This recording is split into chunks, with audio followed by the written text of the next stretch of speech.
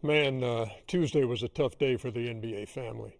We learned of the death in Los Angeles of Grizzlies forward Brandon Clarke. He spent all 7 of his NBA seasons in Memphis and was just 29. NBC Los Angeles is reporting that authorities are investigating Clarke's death as a possible drug overdose. And the family of Jason Collins announced that a form of brain cancer has claimed the life of the 13-year NBA vet at the age of 47. It was 13 years ago that Jason made headlines when in a Sports Illustrated article he came out as the first openly gay player in the NBA.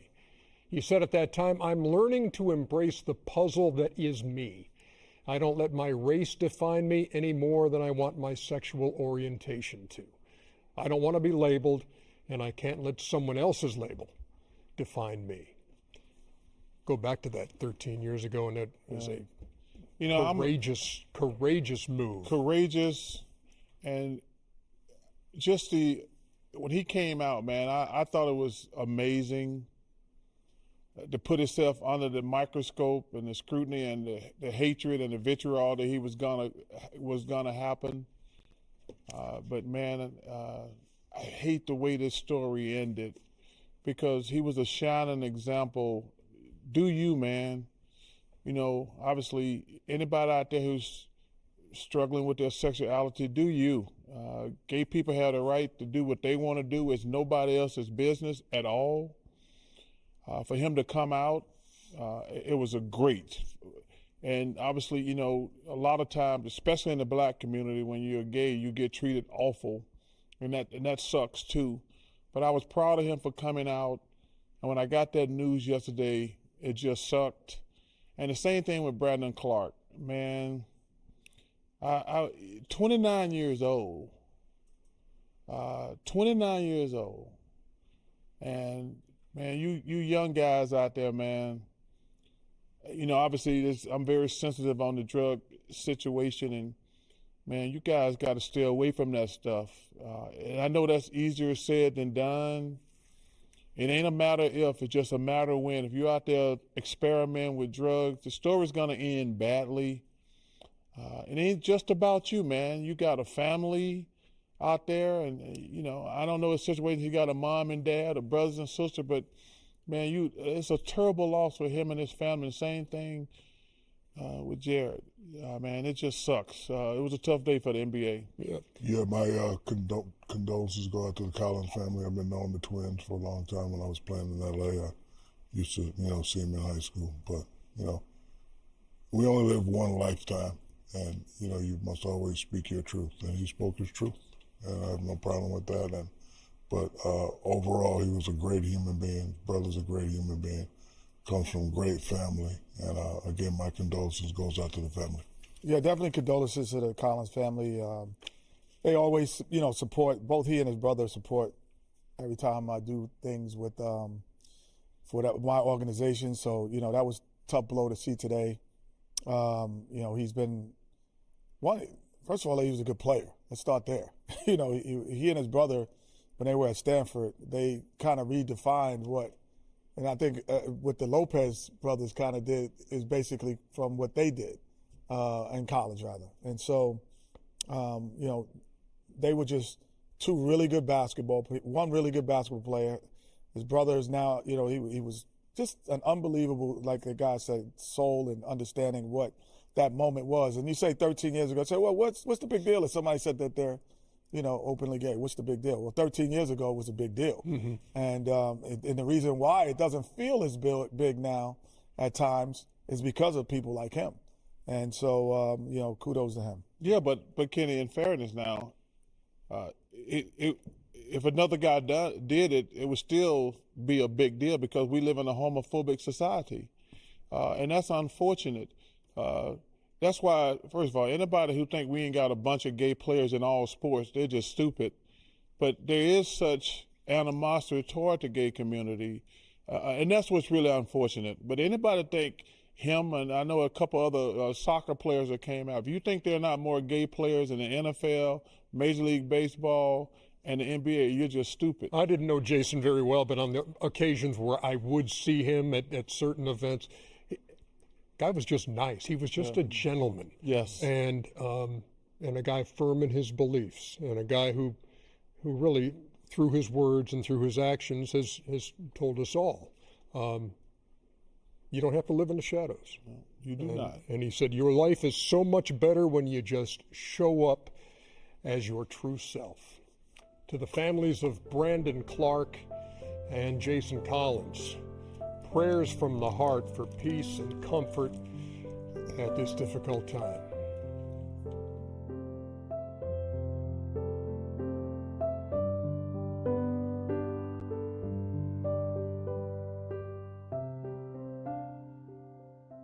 Game 4 in Cleveland was a span of 5 minutes and 46 seconds to start the second half. The Cavs went on a 22-0 run, 15 of those by Donovan Mitchell. Cleveland remained perfect at home, 6-0, but they're 0-5 on the road, while the Pistons have won the last 5 in their gym. Here's what they're saying heading into Game 5. JB, not trying to get you caught up in anything, but 12 free throw attempts. It's unacceptable. It is. We didn't do enough, obviously, to help ourselves, but there's no way that one guy on their team shoots more free throws than our team. We're not a settle team. We're not a jump shooting team. It's frustrating, since Kenny made his comments publicly about, us. The whistle's changed in this series. It's just a different story, 2-2. I know Game 5 is going to be tough, and it's in their place, but I think we made a stand, winning these 2 games. I think we figured some stuff out, especially offensively. So I think that gives us confidence going in there. When you go back to the waning seconds of the first half, it was a 24-0 run, 22-0 to start the second half.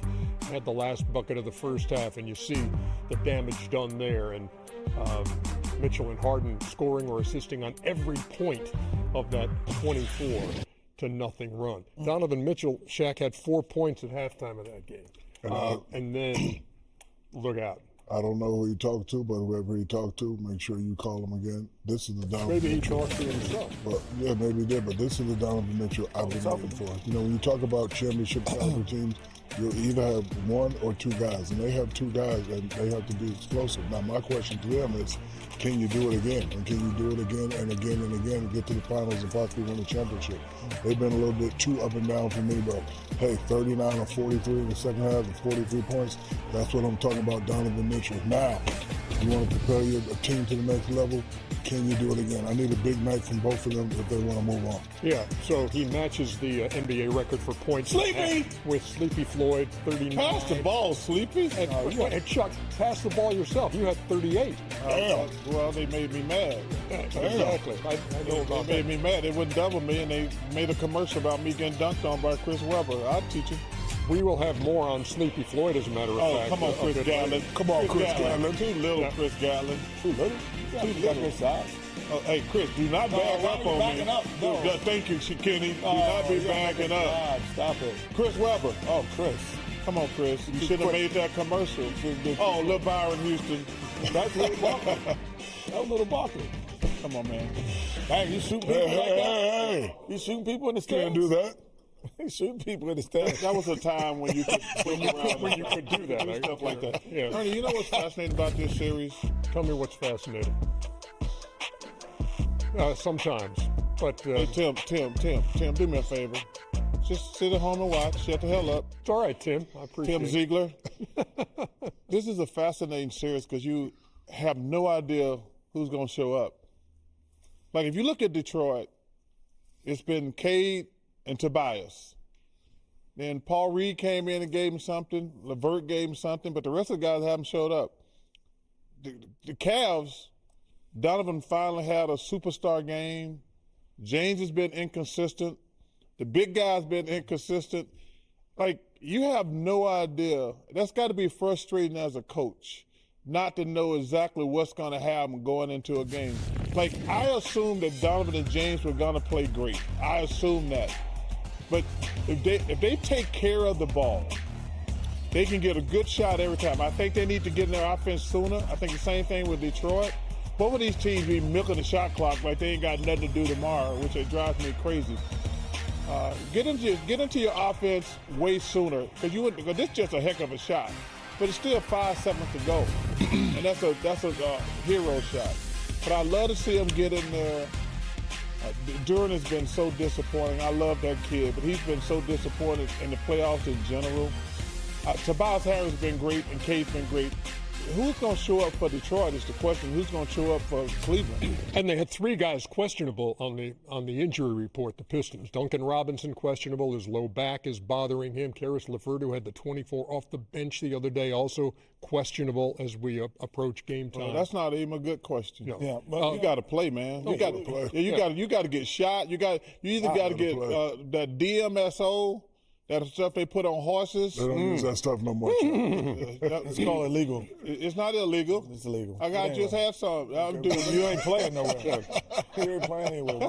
Hey, listen. That's called. I could barely walk sometime. When that doctor stuck that DMSO in there, I was out there like a spring chicken. No, that blue pill is like a thoroughbred. Yeah, like a thoroughbred. Yeah, you were using blue pills. What's jumped out at you about this? The overall, the expectation that Donovan could do what he did the other day, I think, is unrealistic. Why? He's a superstar. Because only one person in the history of the game has done it, and he's now only the second. It's not like it's a normal occurrence to get 39 and a half. Okay, but getting 40 isn't, No, but getting 40 in the playoffs is very difficult. Oh, stop. It's been done before. Well, very difficult. To piggyback on Kenny's point, he don't have to get 30 and a half. That's different. But Donovan should be getting 25 a night. There you go. 25, 25 if he puts the pressure on it, but everything for He Cleveland. should never have a 4-point half. But the pressure for Cleveland is all turning the basketball over. But Kenny, you saying when they don't turn it over, Shaq, they're fine. Okay, but you're saying he should average 25. That's easy for Don. I want him to dominate. Don't give me what you give me in the regular season. Dominate. He dominated the second half the other day, and the outcome was they won. Let me give you a little nugget That's what I need. about Donovan Mitchell. Since he came in the league in 2018, Okay. all right, 36 playoff games of at least 30 points. Nobody has more than Donovan Mitchell. Thank you. Now, can we get to? You brought it up, Chuck, but Shaq, I want to hear your thoughts on Jalen Duren, because here's a guy in this playoff series. His scoring numbers are down 9 from the regular season, and 2 fewer rebounds per game. His game was a little bit one-dimensional to me. Throughout the season, gets his points by little drop-offs like that. Right here, that a strong move, but he hasn't been doing that a lot. So, if you take the drop-off away, you rotate quickly. That will take his game away. Chuck has said this many times during the offseason. He's going to have to work on his offensive game because, when defenses take these little shots away, what else can you do? And playoffs is a time where you must adjust so you can get your game off. 19-10, that's not going to get it done. So he either needs to play harder or will himself to get those easy baskets that he used to getting. But I have to agree with Chuck. He's not really playing well at all. There were only 6 times this year, and he played 70 games where he scored in single digits. It's happened 5 times in 11 games in the playoffs. When you're in the playoffs, Ernie, you're playing against the best. Right. Ken and Shaq know this. The scouting report is like the real deal. This summer, he's going to get in the gym and learn how to score, work on his game, because his whole game is offensive rebounding and lob dunk from Cade. He's not getting those. So that's really hurting him. But his rebounding, he should never have 2 rebounds, ever. I mean, that's 2 more than a dead person. Come on, man. You can't ever have 2 rebounds. But he's a young kid. He's going to have to get in the gym, work on a 12 to 15-foot jumper or something like that. But he's too good a player. He's an all-star. Yeah, but his number, the last 2 games of the regular season when they played the Cavs the last 2 times, he had 33 and 16 one night, 24 and 14 in the last meeting between these teams. He usually has been, until the playoffs, the most athletic player on the floor. So at his position. So he is an effort player. So tip-ins, rim runs, lobs, corner dunker spot dunks. So in the playoffs, those aren't available as often. And so I would agree with Chuck. How you get those back is that you have to have a free throw line and end jump shot or a jump hook, something to create some space on the floor for yourself to be an effort player. Because rebounding is about effort, energy, and reading the defense and offense. So, shots going up, let me go box out. Shots going up, let me go offensive rebound. So he's losing himself in his offensive thought process as well. So he's flustered by not scoring. Yes. But what he needs to do is, you know what? I'm not scoring. I'm going to get every damn rebound. I'm going to get out, and that'll give him a couple, because he's going to get a couple offensive rebounds. He's going to get some fast break goings. He rim run, like Kenny said. But he's flustered because he's not scoring. You know, a lot of players, when, you know, they're like, I'm not scoring, they start having little issues mentally. But if I was him, I'd say, hey, you know what? I'm getting 15 rebounds tonight. I'm going to help us win this game. I might not score but 6 or 8 points, but if he get 15 rebounds, we all played with guys like that. Right? We used to, when we played the Phoenix Suns, we were like, well, Cedric Sabalas is not going to get a play run, but we have to make sure we know where he is. Because Cedric played with you as well. So it's like he was a guy that he was amazing. He's going to find a way to score without having a play. They don't run plays for Duren. He has to find a way to cut at the right time, but all of that offensive rebounding, defensive rebounding, paying attention to the game. Well, let's talk about Cade Cunningham too. Okay, he leads the postseason in scoring, 29 a night, but the turnovers have been an issue with him. At least 4 turnovers in 10 straight games. Wow, for Cade Cunningham. Yeah, I think he knows, understand that he needs to take the role. Because you know, talk about what I want Donovan and James to do. He can do this every night. And, you know, 29 is good, but I need him to get 30, 35, maybe 40. And if you take care of the ball, you know, value the possession, you can get that. He knows, he understands that. Love the way this kid plays the game. Have no complaints about this game. He's going to have a big game tonight. I know he is. Yeah, he even the game they won, when he hit the 3 at the top, he had 3 consecutive turnovers. Hey, Chuck's on another graphic. The other one was good. This one is not so good. Kenny. You had 9 straight games with at least 4 turnovers. Well, thank you for getting me off the list, Cade. Well, you're still on the list. You're just not at the top. Not the top. You know, Ernie, when you have to make every play. Like, if I remember correctly, in '86, I had to make every play. So you're gonna have some high turnover games. So you got No. When you have to make every I'm looking play, at Shaq like you got an excuse, right? No.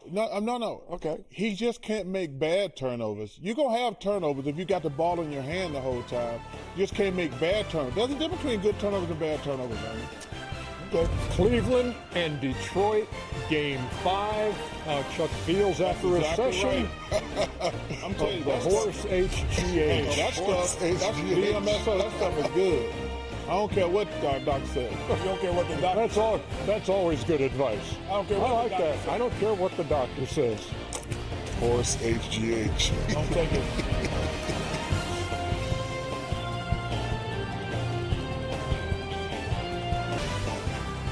Cleveland Cavaliers are a win away from going to the Eastern Conference Finals, and they win on the road for the first time in this postseason. Couldn't have come at a better time. They beat the Detroit Pistons 117-113 in overtime. It's Inside the NBA, presented by McDonald's. Ernie Johnson, Charles Barkley, Kenny Smith, Shaquille O'Neal. Highlights. Well, I'll watch Inside until 3 a.m. if the Cavs win. Give me all the segments and tomfoolery. Hey, Jed. I'm here for it. Jed DeBuzy. Hey, I got bad news for you, Jed. We're not staying here till 3 o'clock in the morning. Oh, we're not. But these highlights Somewhere. are going to be worth the wait, that's for sure. Man, what a game. They didn't watch the game? You saw Dennis Jenkins, by the way, who started for Pass Duncan the ball Robinson. to your team, fool. Yeah, they had a bunch of turnovers. In fact, 20 points off turnovers. In the first half. Pistons capitalized on the Cavs' mistakes. I tell you what, man. Tobias This was a Harris. heck of a basketball game. Tobias started off slow. He heated up in that second quarter. Oh, my. Give me the candy, please. Dennis Jenkins, it was his first playoff start. He was spectacular for Detroit. 10-0 run there, 47-32, and then the beard, cans of 3. Yeah, Too little. He came to play tonight. Oh, give me that Oh, too. man. Another one of those turnovers. Oh, dunk that. 60-52 was your halftime score. Pistons at home and on top. Harden, a 3. This was flashback James today, Shaq. He had 30. Harden again. He flashback today. 2-point game, and Dennis Jenkins pulls up and put the Pistons up 4. He played great. He took advantage. I tell you what, this to me was the one of the reasons the Cavs won the game. Max Strus was shooting that thing. And he hustle plays as well. Yes, the Key steals down the stretch. Offensive rebounds. Yeah, he was, Offensive rebound. Oh, dunk that. On thy head. That's how you finish. Watch your head, boy. 84-80. Now it's a 2-point Cleveland lead. B-ball Paul Reed. Paul Reed played well this series. And you'll notice Jalen Duren not on the floor, didn't play in the fourth quarter. Yeah, that's interesting. Not a minute, but I can understand not playing. Jenkins lighting it up from deep. He wasn't playing well. Took advantage of that opportunity, Ernie. This ain't time for you. Oh, don't leave this dude open. Bruce again. He can flat out shoot it. Big Cavs scored the last 9 points of regulation. The problem with the Pistons, man, they so Cade dependent. Good defense right there. That should have been a foul. It should have been a foul. Oh, both. It was 1.2 seconds ago when he made the foul. Watch. Right here, foul, 1.2. Well, I think foul going to the hole. Donovan gets fouled right here. That's not a foul. That's a watch. When you hit somebody across the arm, that wasn't an arm. That was his part of the ball. That was all him. Well, then his leg part of the ball, too. Okay.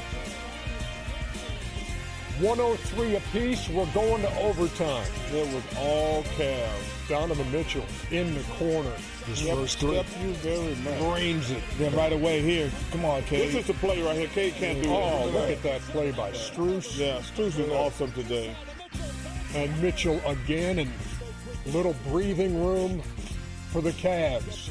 Look at Cade Cunningham, foot on the line, and he cans it. 113 to 111 This can't ever happen right here, Ernie. at the foul This line. cannot happen. Oh, gets his own. That's just I mean, brutal. you got 3 on the line. They all, you know what I mean? You get a guy all inside position. They never even But boxed the him game out. on the line. That can't happen right Mental mistakes is what changes with champions. 117, 113 is your final score. You see the numbers there, and we are pleased to bring to the proceedings Donovan Mitchell. Donovan, how you doing tonight, kid? Good, Ernie. I'm good. Glad we got the win. Yeah, no kidding. I'm here with the usual crew, with Charles and Kenny and Shaq. Let me ask you this. Look, statistically and personally for you, that you're not going to put that game in the scrapbook, but from a team perspective and what you were able to do in that building to set up a possible clincher in their place, describe it for me. To be honest, I definitely think I'm going to put that in the scrapbook just because, that's what it takes. It doesn't matter, and I've said this all playoffs, it doesn't matter what you do as long as you win the game and how you impact the game. And I think this was a perfect example of just how deep our team is. Right? You got Max, you got Ev, you got James, you got Jay, Dennis coming in. Everybody did their part and made plays. But I want to give a big shout out to Max Strus and Devin Mobley. We're not in this position without those two guys doing what they did at the end of the game.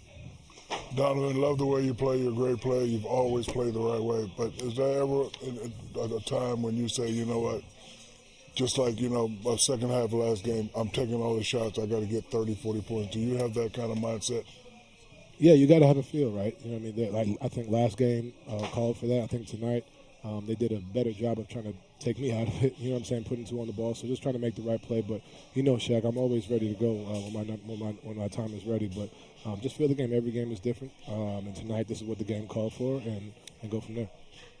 Donovan, first of all, congratulations. Now you got to go home and finish this thing. Now, you and James are the leader of this team, and Coach Atkinson. Do you guys ever talk about y'all turnovers, man? We do. We definitely do. I think the biggest thing, and a lot of it, honestly, is when you add, and I'm not making excuses. We got to be better. I'm going to start off right there. But a lot of it, too, is when you have a guy, you bring in new guys, and a guy like James, you got to figure out positioning. And some of it is on him, some of it's on me, too. You know what I'm saying? So I don't want to take away from that, but just figure out where we are. So it's just as much as the ball handler as is guy spacing. For example, game 2, he had a crucial turnover late, but that's because I wasn't standing in the corner. You get what I'm saying? So, making it easy for each other, but then also the guys on the ball got to make the right play. Congratulations, Donovan. What have you learned about this Detroit team that is all of a sudden now you've had success over the last couple of games, 3 out of 4? They're a tough team. They got a group of guys who really play hard. So for us, trying to make it as tough on them as possible. Obviously, Cade is the head of the snake, and he had a good game tonight. But just trying to make it tough on him and then get out in transition as much as we can. I think that's the biggest thing. One thing the Cleveland Cavaliers did, at least in the second half, is cut down on the damage on the turnovers that had allowed 20 points to Detroit in the first half, 27 in the game. Yeah.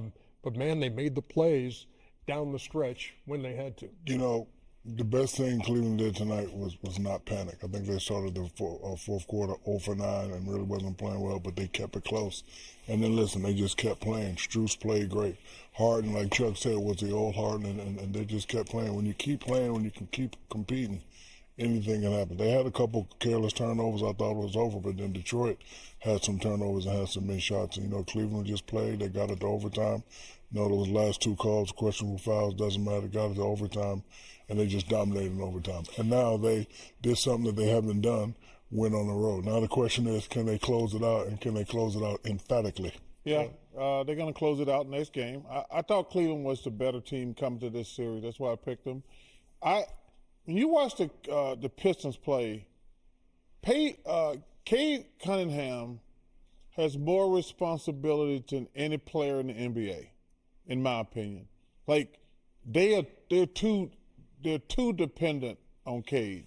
Like they look for him every single trip up and down the court. They don't. Dennis, which the only guy, if he gets it, he just kind of like, he's young and he just be playing. But the rest of those guys, they're so dependent. Tobias. But the rest of those guys, they got to stop. It's too late now. But this year, it is what it is. What do you mean? Oh, you're talking about going forward. I see what you're saying. Yeah, Not to be as dependent. I thought you meant the you series. can't depend. In the history of basketball, you can't depend on one guy to score, make every pass, because that's just against the elite team. You can get through the regular season, and they got. But I thought Cleveland. This to me was a Cleveland game. I mean, but if you look at the 19 shots, Jenkins got 17, and you know Cade took 27. That's how it's supposed to be. So No, that's not enough points though. Well, Right. no, he said 20. Oh, they got plenty of shots. Attempts. Yeah, but that's they just got to play a little better. They got to play, but it's Cade has to do too much. But this is the Cavaliers team. So how many shots should he take? He got, he Cade took 27 shots. Oh, he should be between 20 and 25. Okay. But he has to play exceptional though, because they expect him to make every play. Because Tobias didn't have a great game tonight. Not at all. 6 for 19. But I'm gonna just get to my point about the Cavs. This is the Cavs team. I thought James was gonna play well. I thought Donovan was going to play well. I thought Allen Mobley would play well. Strus is going to do his thing. This is a really good team. I thought one of the reasons I like this team better because when Donovan was there by himself, he was just going to score. He's a hell of a scorer. But now with James can, I think he can have a flashback, which he did offensively. But he going to get Mobley, Allen, Strus, all those guys involved. That's why I think this is a different team going forward. This was a James Harden scoring 30 and going to the foul line 11 out of 14. Yeah, straight. And they played well. But both teams gave the other an opportunity to win. And they just didn't see it. Neither one sees it. As a point guard, I used to look at the basketball as $1 million. You just don't give $1 million to anyone, and you just don't throw it in the air at any time. You make sure that the person is ready to receive it, and that's the person you want. And if you look at both of these teams, James Harden at times and Donovan, they turn the basketball over. 20 point turnovers in the first half. That's your hope if you're the Detroit Pistons. Cade Cunningham, down the stretch, turns as great as he is as a player. If he eliminated the careless turnovers, he would be MVP, possibly of the league. But that is the one thing that at times, if he can just hone in on that, that's the separator. Me and Shaq were talking at halftime. He says, Cleveland going to win it. And I agree with you. Because they should have been up 6-16. With all those turnovers, they were down 8 at half, right? Down 15 earlier in the second. I feel like, they should have been down more as bad as they played the first half. That's why I thought Cleveland would come back and win in the second half. Detroit is 1-4 on the road in this postseason. They go to Cleveland. The Cavs have not lost in their gym. They are 6-0 and we'll try to knock out the #1 seed on Friday. We don't know him personally, but I'm trying to teach him the grammar, Ernie. That's why I'm bilingual. I have a good line, but I'm not going to say it. He's still #1. Musicians still to come. Yes, indeed. On this fun program. Whatever you do, not sure. With this picture. Hold on, Brady. You like to see some haters, man. You like to see don't try a third one. You didn't hit your ball out of second. Do not throw it on it. Tom, they can't come in with you. Hey, thanks for the watch, Tom. Thanks for that watch, Tom. I appreciate it. Daddy didn't go to the Max Bruce picture. How hilarious is that, dude? Hey, Chuck, you know you're my favorite person, brother. my favorite man of all time. Look at me. You know what? Welcome to the Terror Dome. You know what? It's that time. It's time for presented by no one. Oh, I'm sold by sponsorship. We're going to be on camera, so unfortunately, one of those Shaq shoes. size 22. Yeah. I don't know. Size 22. That thing is huge, man. That's a 22. I know. Come on. All right. Hey, man, stop Shaq for your first man. We're almost broke the Golden Girls. What's wrong with you? I'm sorry, man. In the midst of all this, send the LA Lakers. Man, I was going to a couple of different beaches. I was going to Malibu. I was going to go to Newport Beach, but I was going to Long Beach. This is such a huge thing. You need two locales. Yeah, so we went to Long Beach and then we went to Newport Beach. We went outside of LA. There's your traditional rip players. Yes. A lot of people in LA. Why is it only referees a big fish? I get it, man. Out of the fish. There you go. Shout to my boy Josh Morrow in LA. I love you, Josh. Okay, but then we had to take the celebrity something. Oh, of course. Hey, put Josh Morrow on that celebrity. That's my guy. Yeah. The suspense is killing me. Here we go. Oh, here we go. Alex really high. I see you on the left. Oh, just the shoe strip. Oh, Jimmy Dawes came too. What's up, Jimmy? Henry Green. Was that Frankie Valley? Frankie Valley and an Chicharlo. Bingo. Leo DiCaprio too. Leo DiCaprio. I guess it's like celebrity. I love LA. Who's that the I love LA shirt? You know, that's Leo Collins. Yes, it is. Hey,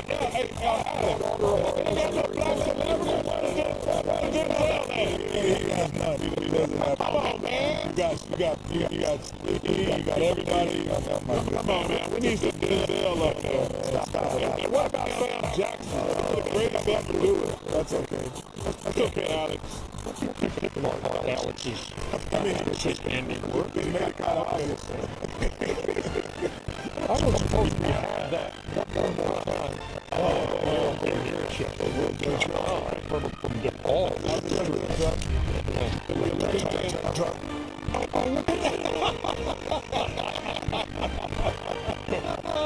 Hey, man. Good night from Atlanta.